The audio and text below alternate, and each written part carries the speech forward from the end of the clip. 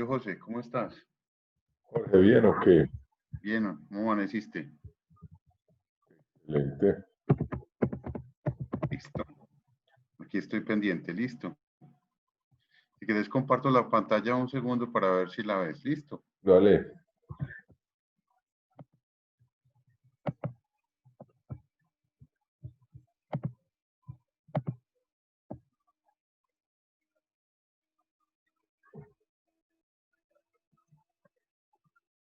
Perfecto. Listo. Aquí estoy. Ya nos vemos en un par de minutos, listo. Hágale.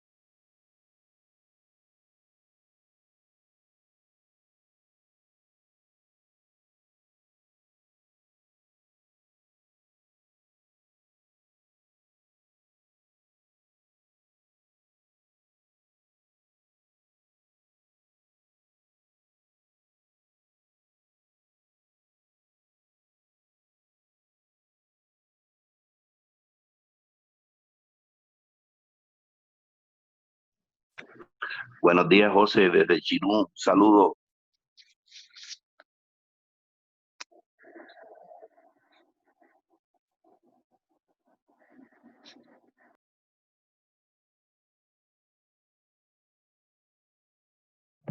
¿Cómo estás, Fabián? Cumplido como siempre, ¿no? Qué bueno.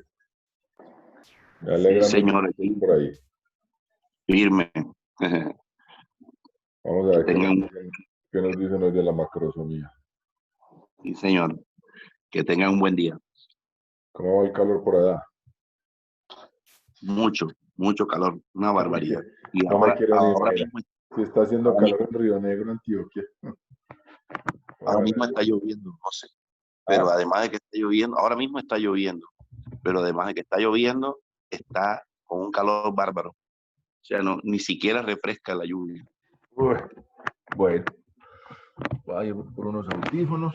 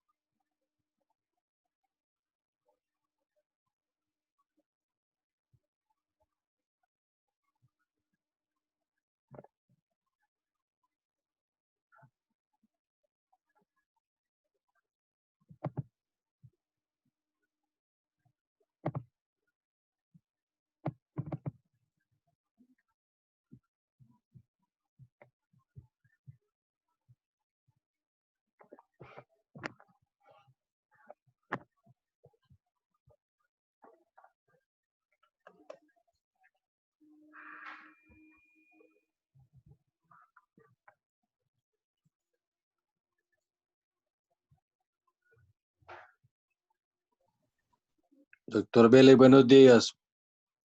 ¿Qué? ¿Cómo estás, viejo? Bien. Bien, hermano. ¿Todo en forma o qué? Bien. Entonces, ¿qué pasó con la batería de la bicicleta? No, la mandaron para Manizales a mirar algo en la cosa del litio porque no la captaban y no tenían explicación aquí del por qué se gastó con tan poquito ciclo, ¿no es cierto? Entonces Entonces, te la van a cambiar. pues Manizales va a decir a ver qué se puede hacer, pero creen que la van a dar por garantía de Medellín, esa es la opinión. Súper. Esperemos.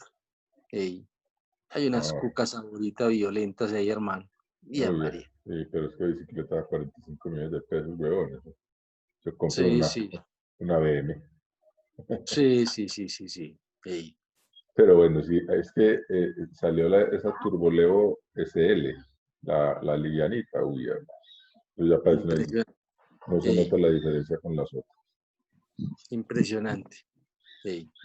Pero es que ya estoy dedicado al rodillito otra vez. O sea, ya me da miedo salir. Sí, está complicado. Bueno, esperemos que la gente se una. Listo. Feliz día. Bueno, hermano, suerte.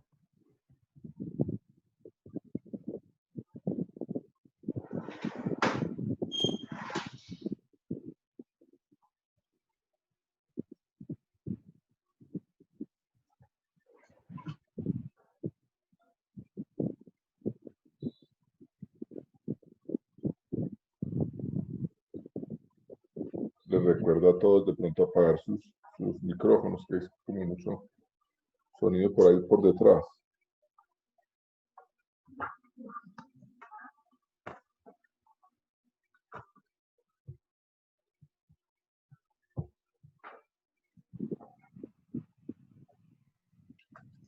Gracias, María.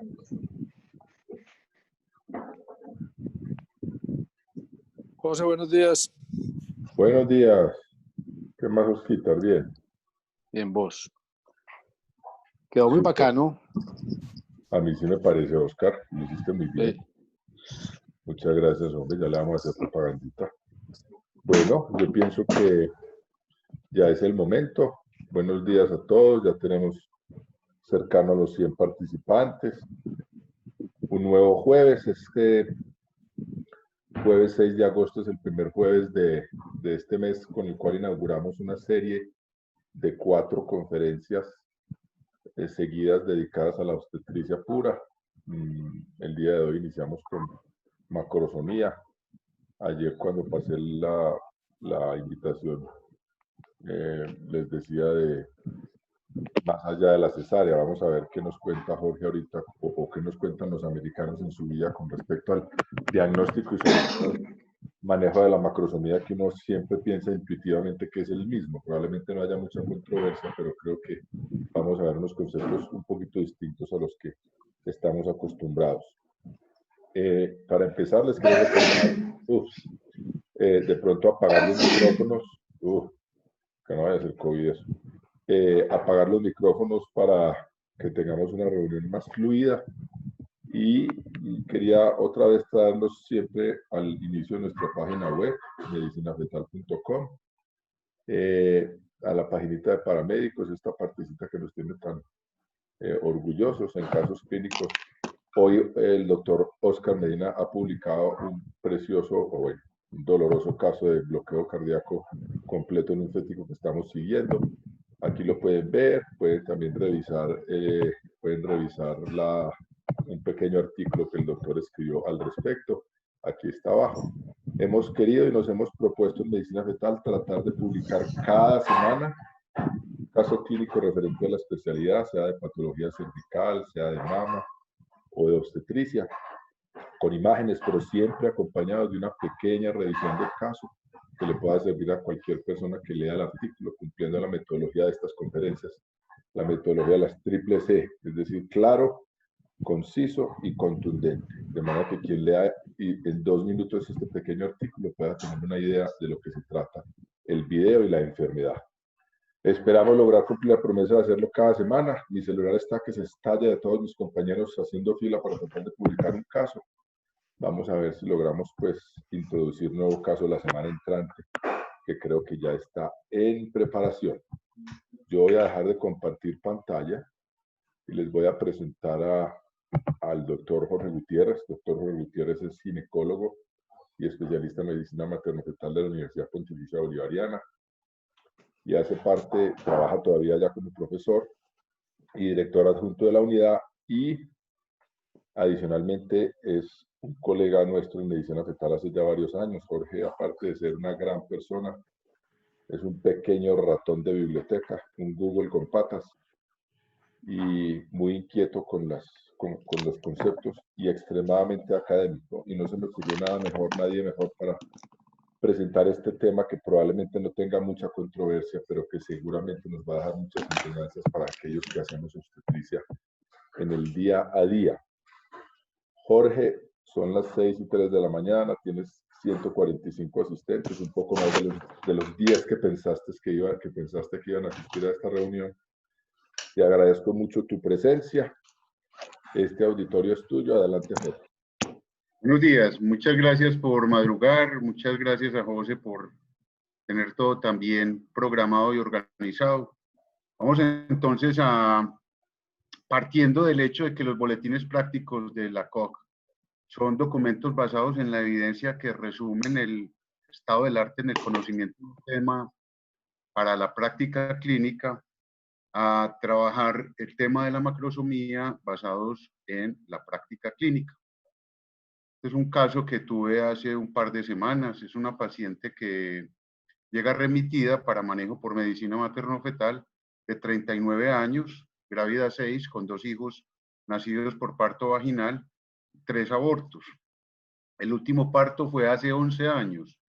El neonato pesó 4.5 kilos y tuvo varias complicaciones durante el parto: una retención de hombros sin secuelas, un desgarro perineal grado 4, una laceración cervical que requirió manejo quirúrgico y fue politransfundida. Es referida en este momento con un diagnóstico de diabetes mellitus gestacional A2, es decir, que requiere tratamiento farmacológico, y está manejada con insulina NPH cristalina a unas dosis bajas. Es referida a las 35 semanas y 5 días. En la valoración encontramos que al ultrasonido tiene un perímetro abdominal mayor al percentil 99, 300 y algo de perímetro abdominal, un peso calculado de 4 kilos, un ILA de 18, no tiene miocardiopatía, el septo interventricular y el tracto de salida izquierdo son normales.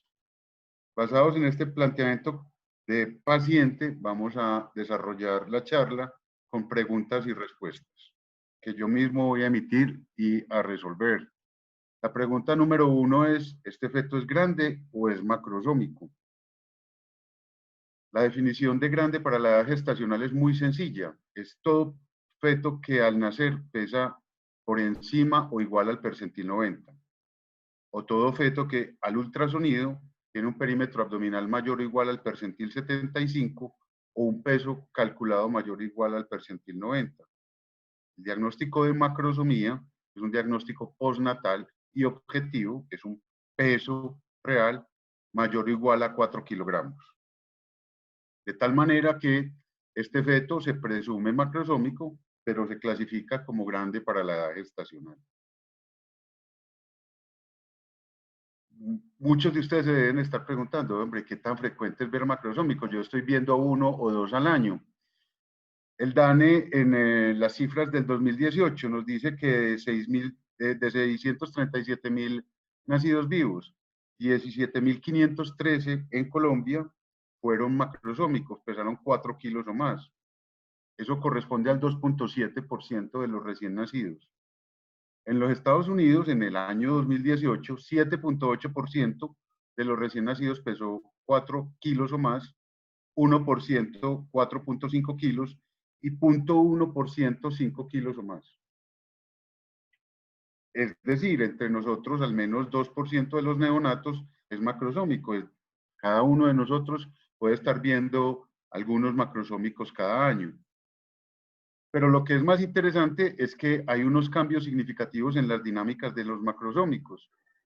En los Estados Unidos, hace 10 años, en el año 96, el 10% de los recién nacidos era macrosómico. En el año 2018, eso había bajado al 7%, y en Colombia, en el 2010, 3.4% de los recién nacidos, a un total de recién nacidos similar al del año 2018, 654.000, 22.000 que eran el 3%, fueron macrosómicos. Eso probablemente está relacionado con la manera en que estamos enfocando el control prenatal, que definitivamente, con evidencia, impacta el crecimiento de los fetos de una manera satisfactoria. Existen unos factores de riesgo claramente definidos para macrosomía y todos ustedes lo conocen. Lo que quiero enfatizar es que existen 3 factores de riesgo claramente definidos: la obesidad materna, la diabetes generalmente tipo 2 o la diabetes tipo 1 sin daño en órgano blanco, y la ganancia excesiva de peso durante el embarazo, que tienen un efecto sumatorio, pero además están frecuentemente en conjunción en la misma paciente. Mientras cada uno tiene un OR para macrosomía de 2 o 3, los 3 se suman y tienen un OR para macrosomía del 11%. Es decir, que cuando tenemos una paciente que tiene estos 3 factores, tenemos una probabilidad muy significativa de, al futuro, de tener un macrosómico en este embarazo. Otro que podemos preguntar con frecuencia y que hay una correlación importante en la paciente que no es diabética es el peso al nacer de la madre. Cuando la madre fue macrosómica al nacer, el OR es de 4 o 5 para tener un recién nacido con macrosomía. Entonces, nos preguntamos si en esta paciente podemos claramente identificar factores de riesgo, y la respuesta es clara. Es una mujer mayor, 39 años, diabética gestacional, con antecedente de un feto macrosómico, un parto macrosómico con complicaciones obstétricas, transfusión, desgarro perineal y desgarro cervical, con retención de hombros.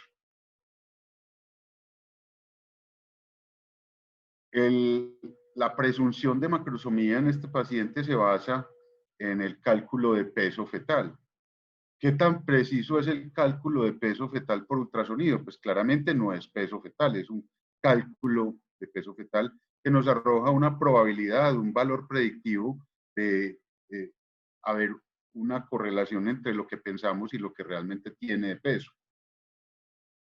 Desde hace 25 o 30 años sabemos que el cálculo de peso al término es relativamente malo cuando usamos el ultrasonido. Es tan malo que es comparable al cálculo de peso por el examen clínico, la altura uterina o el perímetro abdominal de la madre. Y eso se ha repetido con cuanta fórmula haya salido para cálculo de peso fetal. Todos los algoritmos son malos para calcular peso fetal al final del embarazo. Se ha explorado la resonancia nuclear magnética como una forma de mirar la masa de los fetos. Se ha explorado combinar mediciones en tercera dimensión de ultrasonido, y todas han sido más o menos poco exitosas. La más constante asociada a un feto grande, es este circulito rojito, es el perímetro abdominal. Sin embargo, aún siendo muy constante en la presencia de fetos grandes, ninguna fórmula es lo suficientemente precisa como para que sea un estándar de oro. El estándar de oro es pesar el recién nacido. Por ejemplo, al término, la prueba de Hadlock, que es la que más se usa en el mundo, tiene un margen de error para cálculo de peso del 20%, pero la precisión del cálculo de peso empieza a volverse más mala a partir de los 4 kilos de peso fetal. Tan malo que cuando uno calcula con Hadlock un peso de 4.5 kilos, lo que uno obtiene generalmente es una probabilidad de tener un feto que pesa 4.5 kilos del 33%, que es bastante malo. Pero no todo es malo, porque la especificidad de un peso fetal calculado menor a 4 kilos es muy alta. Es decir, que con el ultrasonido podemos descartar fetos macrosómicos.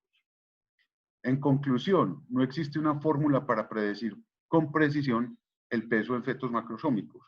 Las fórmulas ultrasonográficas acaban siendo tan regulares como las fórmulas clínicas para calcular el peso. es tan interesante porque hay un trabajo o dos trabajos de los años 80 y 90 en los que correlacionan lo que piensa la mamá que pesa su feto y las medidas que se establecen para calcular el peso fetal. Y existe mayor precisión cuando la mamá dice, yo creo que mi muchacho es muy grande, versus la medida del peso por ultrasonido.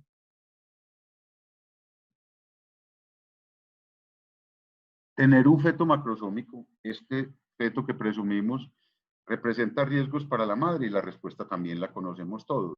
Sí, pero es muy claro que los riesgos empiezan a aumentar de una manera significativa cuando el peso del neonato es mayor o igual a 4.5 kilos.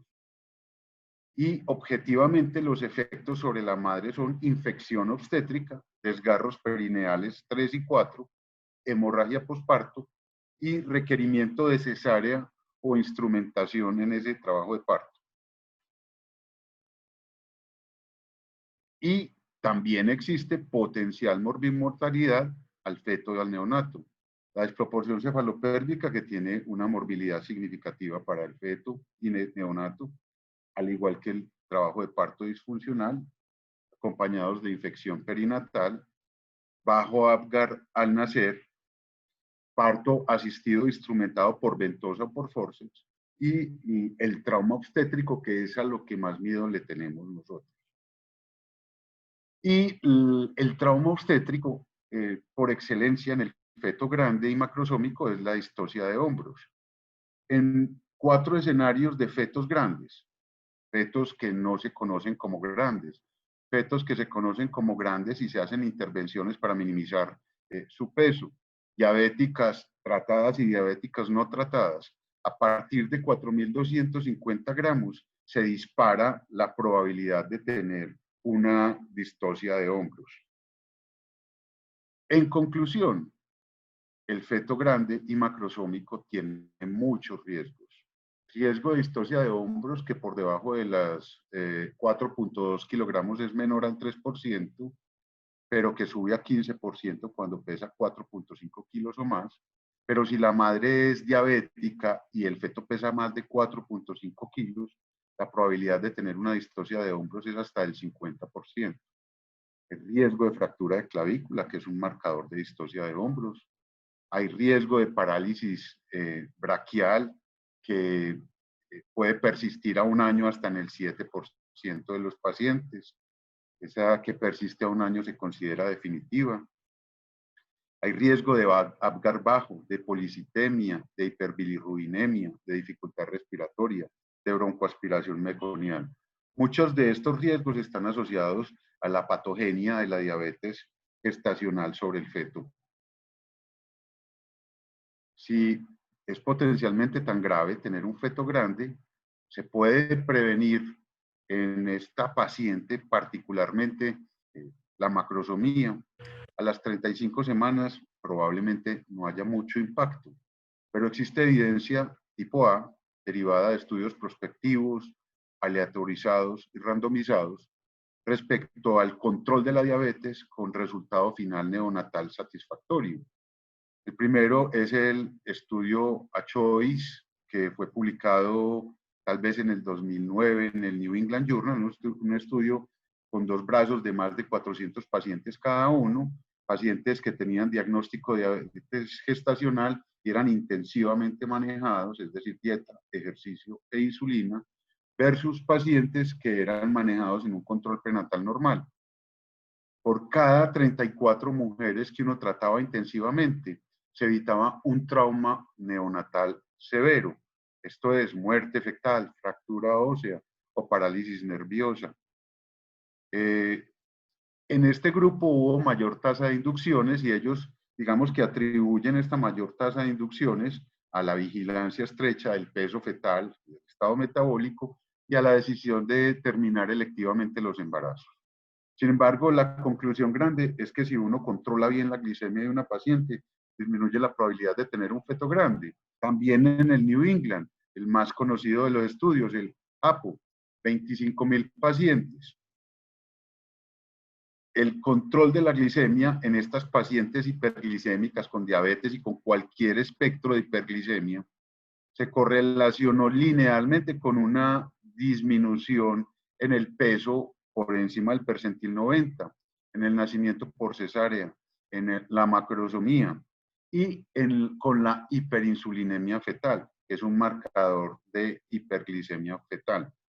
Existe una relación lineal, mientras más baje la glicemia, más baja el peso y más bajan los efectos del sobrepeso sobre el feto. Es un estudio de mucho poder. Y otro estudio, el estudio de London, que también es un estudio aleatorizado porque mucha gente pensaba que uno no veía ningún efecto en las diabéticos leves. Entonces ellos lo que hacen es tratar la diabetes gestacional leve. Y el resultado también es sólido, reduce el peso al nacer, la masa grasa neonatal, que es la que determina la distocia de hombros, la frecuencia de grande para la edad gestacional, la frecuencia de macrosomía y además la frecuencia de preeclampsia e hipertensión, que es un marcador asociado a una placenta grande. En conclusión, cuando la macrosomía se deriva de una intolerancia a los carbohidratos o diabetes, el manejo intensivo, dieta, ejercicio e insulina reduce la incidencia de macrosomía y la cascada de eventos patogénicos que producen el feto de madre diabética. Sin embargo, uno se pregunta, pero es que digamos que 1/3 de los fetos grandes son de diabética, pero los otros 2/3 no. ¿Qué podemos hacer con las mujeres que no son diabéticas? Y ahí el panorama es menos claro. En primer lugar, si uno hace dieta y ejercicio como más de 30 minutos, más de 5 días a la semana, la incidencia de macrosomía en los fetos grandes de madre no diabética disminuye 15%. Eso es un buen impacto. Está claro que la dieta sola no sirve porque la patogenia de este feto no está derivada de la hiperglicemia.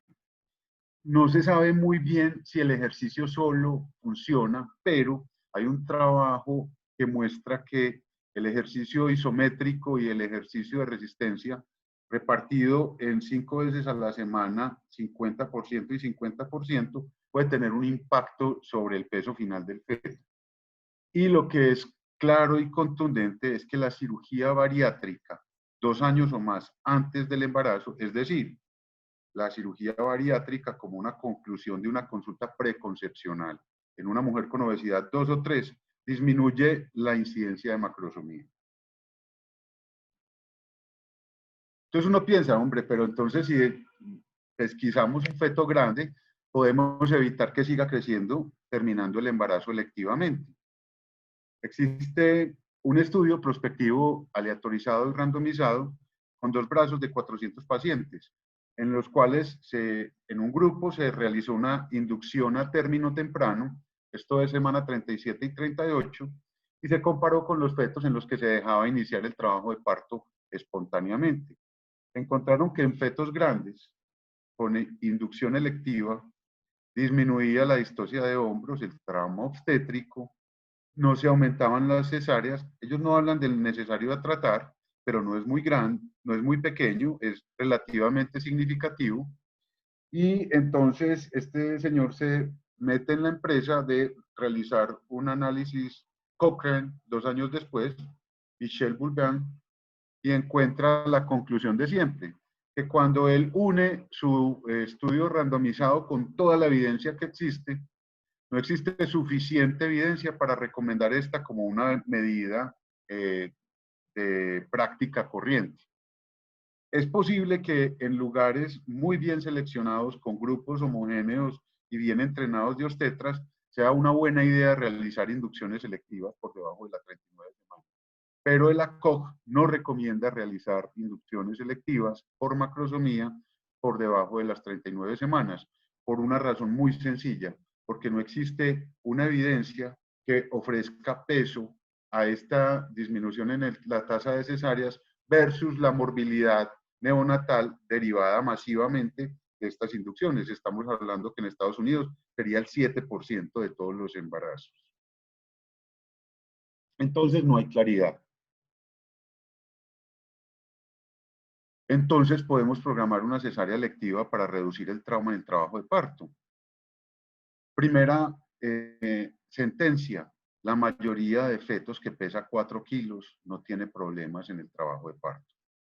Eso lo vemos todos los días. Cuando trabajamos en obstetricia, en una sala de obstetricia, llegan los pacientes sin que nosotros los conozcamos y la mayoría de los fetos grandes nace bien. En el 15% de los partos que tienen fetos súper grandes, 5 kilos o más, hay distocia de hombros, y esto es en una corte de Noruega, que son muy defensores del parto vaginal. Esto quiere decir que si pesa 5 kilos, hay que pensarlo. Pero también hay que pensar que si un feto que pesa 5 kilos puede tener trauma obstétrico por cesárea o por parto vaginal, entonces no le podemos hacer una mini cesárea para sacar un feto gigante porque podemos tener el mismo trauma neurológico. Para prevenir una parálisis neurológica en un feto que pesa más de 4.5 kilogramos, haciendo cesáreas selectivas en todos estos pacientes, se requiere entre 150 y 1026 cesáreas.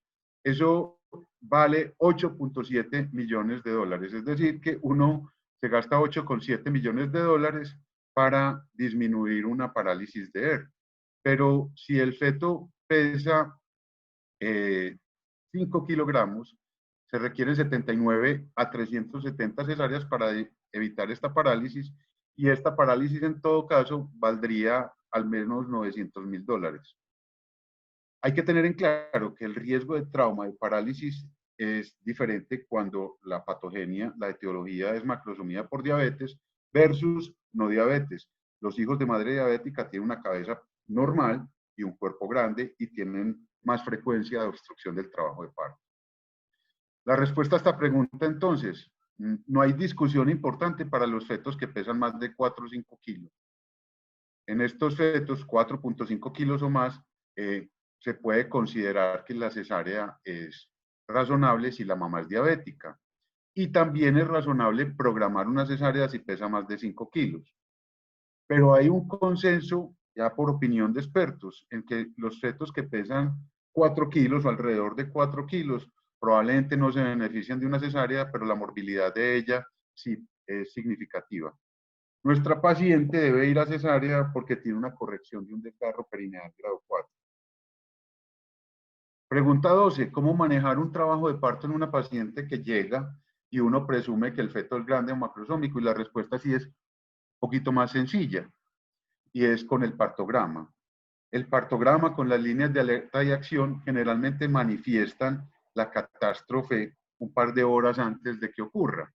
La prolongación a la detención del descenso de la dilatación en un feto que uno presume grande por el examen clínico, por la ecografía o por la altura uterina, en fin, nos debe hacer pensar en la posibilidad de convertir el parto en una cesárea. ¿Esto por qué? Porque existen algunos trabajos, publicaciones de casos en los cuales se encuentra que la instrumentación de un parto de un feto grande, para nosotros con forceps o en algunos lugares con ventosas, aumenta la probabilidad de tener impactación de hombros o tener distocia de hombros. Lo importante es una regla de oro en la obstetricia, que la mayoría de las distocias de hombros no se presentan en fetos macrosómicos y la mayoría de fetos macrosómicos no presenta distocia de hombros. Es decir, tenemos que estar preparados para una distocia de hombros en cualquier parto, feto pequeño, feto grande. Por último, si una paciente tiene una cesárea previa, ¿se le puede dar prueba de trabajo de parto cuando sospechamos que el feto es grande? Sí, si llega en trabajo de parto y tiene las condiciones dadas, una buena pelvis, un buen partograma. Y la respuesta es probablemente no, si vamos a partir de cero con una inducción y una maduración de cuello. Se derivan entonces 3 indicaciones o recomendaciones, las de nivel A. El ultrasonido es tan malo como la clínica para diagnosticar macrosomía. El ejercicio y la dieta disminuyen el riesgo de macrosomía y el manejo intensivo de la glucometría, es decir, dieta, ejercicio e insulina si es necesario, en las pacientes que tienen trastorno de los carbohidratos. Recomendación nivel B, que los trabajos no son muy poderosos, pero existen bastantes trabajos. El ultrasonido es una buena herramienta para descartar macrosomía, entonces hay que creerle. si pensamos que tiene 45 de altura uterina, pero el ultrasonido nos da que pesa 3.000 gramos, probablemente no es macrosómico. En el control preconcepcional hay cada vez más evidencia para recomendar cirugía bariátrica o bajar radicalmente de peso en las mujeres que tienen obesidad tipo 2 y tipo 3. No hay evidencia que soporte la inducción electiva en fetos por debajo de las 39 semanas, solo por sospechar los grandes.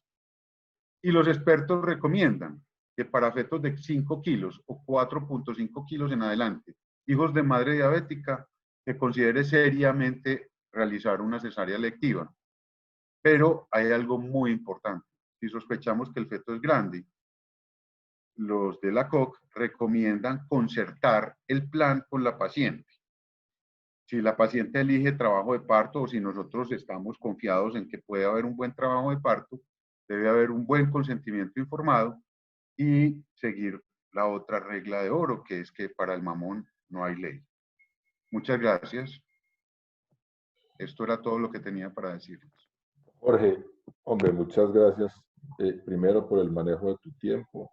Te demoraste 25 minutos. Segundo, quería decirte que eso que tenías para decir es fantástico. Yo te tengo que decir que hay 245 personas interesadas en saber de macrosomía. Mira que hay una serie de cosas que uno realmente a veces pasa por alto. Yo creo que no fue una, dijéramos, coincidencia que hubiéramos encadenado 3 conferencias metabólicas, por decirlo así, diabetes pregestacional, diabetes mellitus gestacional y macrosomía seguidas.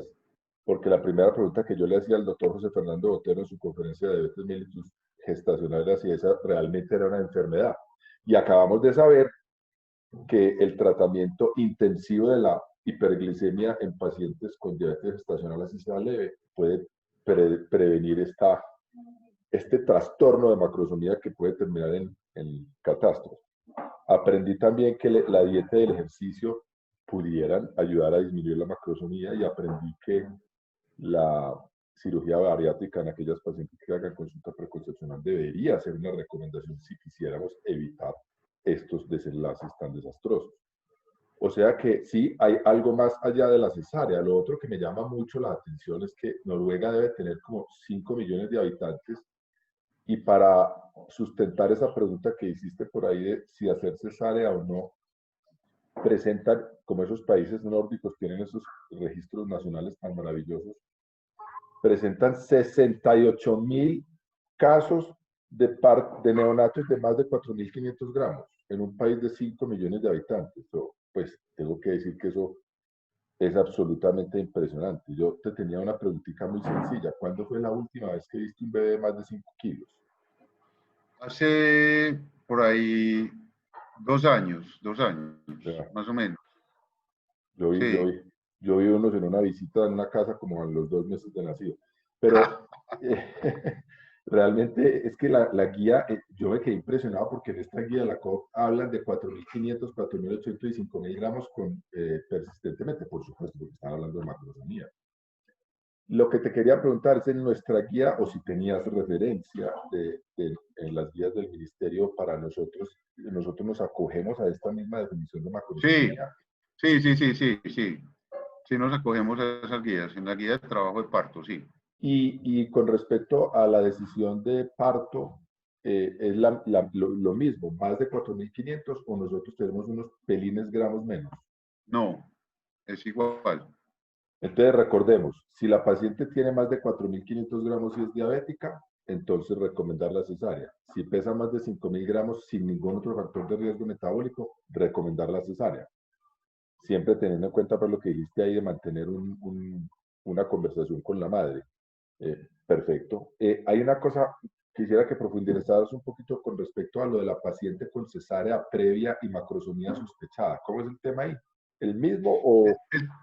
El tema es que se le puede dar prueba de trabajo de parto si llega en trabajo de parto y uno tiene los estándares para un probable buen parto, es decir, buena pelvis clínica y buena evolución del partograma. Pero nadie sabe qué tan seguro es realizar una inducción de cero, una maduración de cuello y una inducción en una paciente que tiene ese escenario. Antecedente de cesárea, sin trabajo de parto y con un feto que se presume grande. Jorge, dijiste algo con respecto a la paciente presentaste y es lo del desgarro perineal.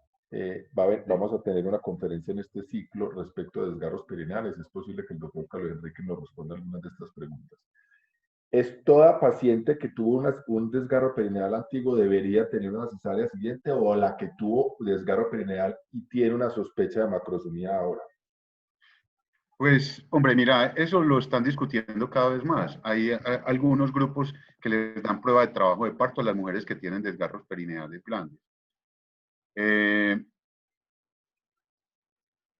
No hay respuesta clara a esta pregunta. De hecho, no hay trabajos en los cuales se encuentre que hay una asociación directa entre desgarro perineal grado 4 recidivante y un feto macrosómico.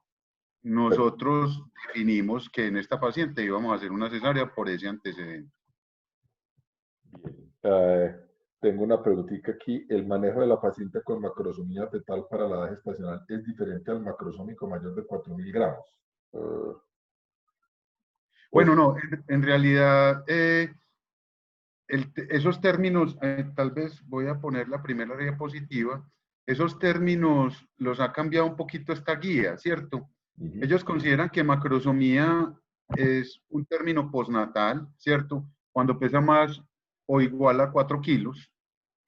Y cuando el feto no ha nacido, se denomina grande para la edad gestacional cuando el peso calculado es mayor o igual al percentil 90 o el abdomen es mayor o igual al percentil 75.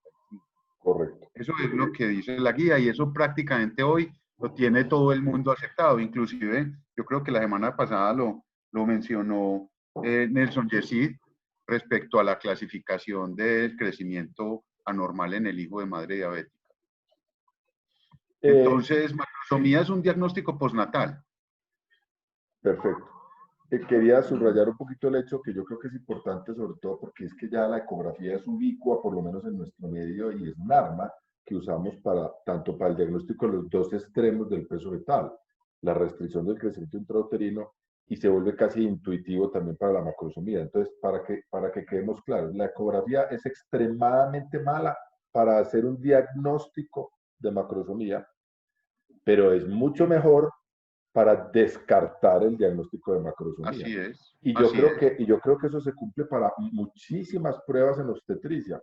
La sonolucencia nucal es muy mala para diagnosticar síndromes de Down, pero es muy buena para descartarlo. El monitoreo es muy malo para cervicometría. Todo. O sea que yo creo que uno no le puede quitar valor a las pruebas por eso. No. De hecho, la mayoría de las pruebas obstétricas, yo no sé si en el resto de las especialidades, pero en las que nos competen la obstetricia, las pruebas casi que siempre tienen su valor en la capacidad de descartar una enfermedad que estamos buscando. Entonces hay bueno,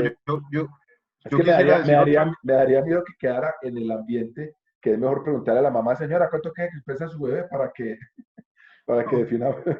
No, pero es igualmente bueno, probablemente, ¿no? El ultrasonido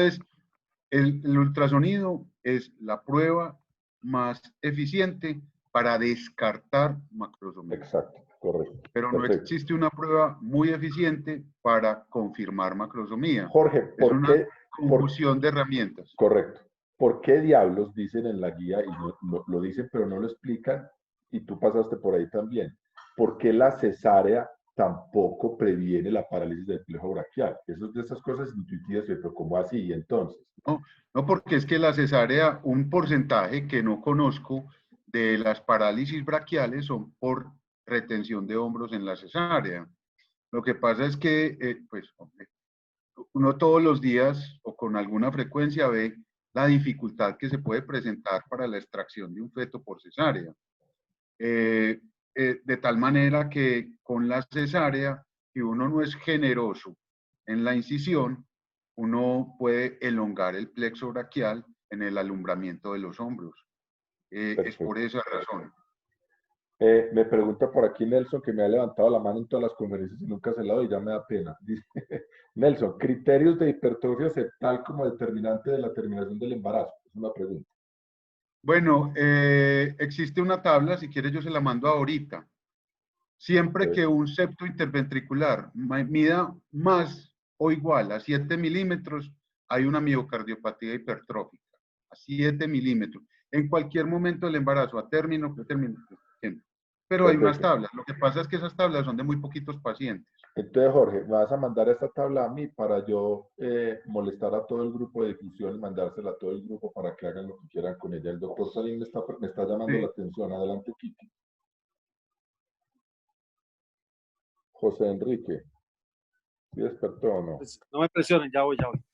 Jorge, sí, uno a la semana 35, 36, es frecuente que nos lleguen bebés grandes para la edad gestacional o con sospecha de macrosomía y que son sí. diabéticos. Que ahí la insulinoterapia sirve algo o no. Es que uno a veces ve que se desgastan dándole, ya el feto está grande, está macrosómico, la señora tiene 35 semanas, pues uno para qué va a tener esos criterios tan óptimos de mejorar insulina, por lo menos para la parte de macrosomía. ¿Tú qué opinas de eso?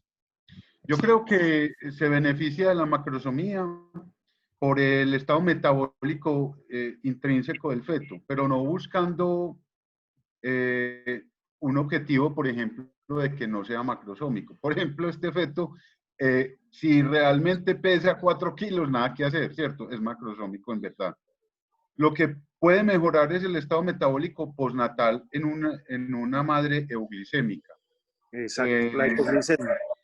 Exactamente, la hipoglicemia, esencialmente la hipocalcemia, pero probablemente no mejore otros parámetros que sean irreversibles. Cuando uno ve un feto macrosómico, lo que generalmente ve es un feto macrosómico. Es decir, cuando uno piensa que el feto es muy grande, por mucha evidencia, porque metabólicamente está descompensada, por la historia obstétrica, por el cálculo de peso que no se puede ni siquiera relacionar en las tablas de Hadlow, que el perímetro abdominal no se da en percentiles porque está por fuera. Generalmente estos fetos no se mejoran con nada en términos de la macrosomía, pero el manejo, ya no mirando el feto, sino mirando el recién nacido, es importante. Pero lo otro que cada vez se recalca más cuando uno lee de control metabólico en el embarazo es la programación metabólica. Entonces, cuando el feto es macrosómico, cuando hay un proceso de fetopatía diabética, todos los esfuerzos son útiles, pero lo que uno quiere es que nunca ocurra esto. Es decir, uno no quiere empezar con el feto macrosómico, sino que uno quiere empezar con el feto cuando todavía no es macrosómico. Probablemente es cuando tenga el impacto a largo plazo en la salud del adulto más significativo.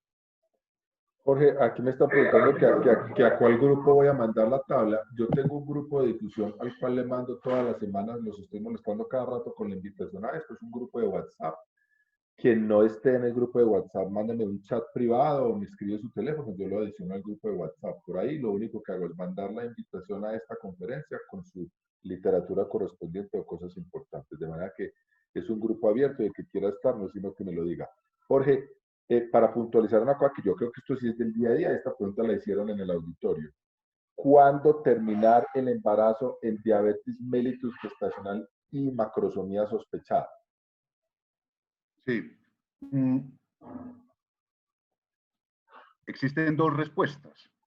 La paciente con diabetes mellitus gestacional con feto macrosómico se divide en dos grupos, paciente bien compensada o paciente mal compensada. El riesgo de muerte súbita, etcétera, es más grande en la paciente descompensada que en la paciente compensada. Es decir, uno puede tener una diabética gestacional con una macrosomía, pero con estado metabólico normal, con glicemia en ayunas y postprandiales normales. En esa paciente se recomienda a las 39 semanas, pero en la paciente en la cual, y eso es la guía de la FIGO, que creo que es un poquito diferente a la de ACOG, no un poquito, muy diferente a la guía de la ACOG. Y en la paciente que está descompensada, es decir, que tiene un feto macrosómico, pero además tiene glicemias elevadas, la terminación se debe dar a partir de las 37 semanas o entre las 37 y las 38, de manera análoga a como ocurre en el restringido tipo 1. Perfecto. Súper claro. Respecto a la parálisis braquial, que es una de esas cosas que uno le tiene pavor. En la guía Sí. yo creo que mencionaron eso. No qué tan frecuente esta era la parálisis, porque fuiste clarísimo en el porcentaje en el que se produce, que no es tan frecuente como uno diría en la distosia de hombros. Pero qué tan debilitante es y qué tan frecuente es que persista en el tiempo. Es poco frecuente, poco frecuente. La mayoría de las parálisis de ERP en los fetos que pesan menos de 5 kilos se ha resuelto al año de vida.